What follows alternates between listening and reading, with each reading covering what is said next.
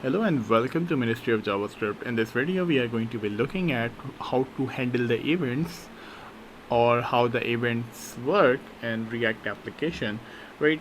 So in the normal HTML we do have event attribute like onClick, onSubmit and onChange, etc. But when we are working with React, then the event name should be a camel case. So it will become like this: onClick, on submit, on change, and so on. Change and so on, right? So if I come over here inside the browser, then you will notice that I do have an input element along with a button. And what I want to do is basically I want to add a on-click event on this button. So for that I can come over here inside the button element and I will write on-click, and inside this onClick I will pass a function, whatever the function I need to include inside the onClick event. So let's just create a function handle click, and I will alert like button click, and let's just pass it, right? So when I will click it, then you will see that we are getting the alert box. So when we are working with the events in React, then what React will do, React will automatically add the synthetic event inside your function, and you can be able to receive that event inside the first parameter of your function in case you are not passing any other, in case you don't have any other sort of parameters inside your function. So I will tell you in a bit about that as well. So if I come over here and write console.log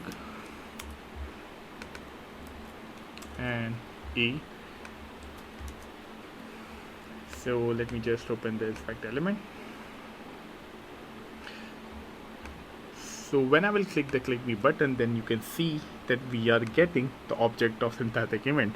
So using this event property, you can be able to get the attributes of the element, and you can be able to get the inner HTML of the element, inner text, whatever you want, you can be able to access it using this event property, right?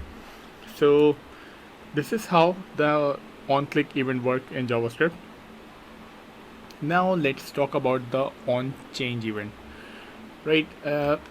Inside the input, what I will do, I will write onChange and handle change. Obviously we didn't created this function yet, so let's create it. Handle change, and let's pass the event as well. Console.log. What I will do, I will get the value of this input using this e parameter, e.target.value. so when I will come over here, let's refresh it. So as you can see that we are getting all the values inside the console.log. If you want to receive any kind of another attribute, or if you want to access any other attribute of the element, like you want to access the ID, well, for that you can come over here and write .target.id. so let's just refresh it. When I'm writing anything, then you can see that it is returning us ID. So this is the case that we are not passing, we don't have any default parameter in our function. So let's suppose what we do, we do have a ID parameter inside a function, and what I will do, I will console.log the ID. And now when you have any kind of parameters in your function and you are passing that function inside any event of a HTML element and React, then it works something like this. You can pass that inside the callback function, and then you can call your function, and then after that you can if you want, you can pass the ID something like this. Let's say ID here, right? And if you want to pass the synthetic event as well as a second parameter, then you can do this, and then you can receive the synthetic event as well.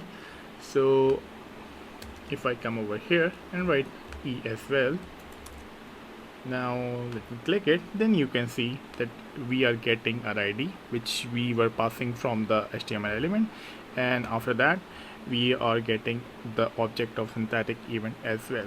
So this is how the events work in React when you are working with onSubmit event. So let me just come over here quickly and create a form tag.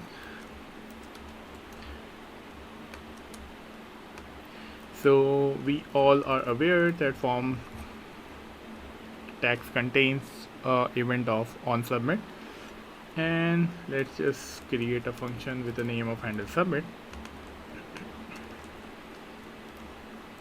Const handle submit. So whenever you are working with onSubmit inside your React application, then you can do the first thing is to add the prevent default. Otherwise it will reload your page on the submit of that form. So to prevent that, we use this method prevent default. So this is how the events works in React application. I will see you in the next video. Have a nice day.